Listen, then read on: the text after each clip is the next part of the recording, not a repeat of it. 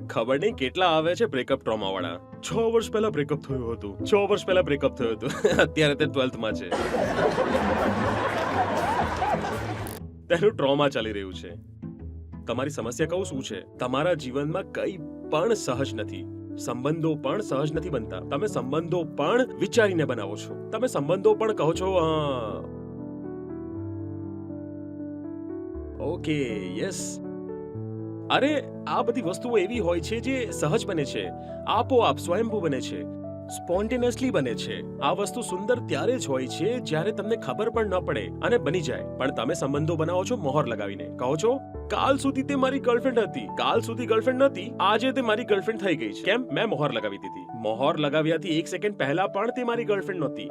મહોર એક ડિસકોન્ટિન્યુટી છે.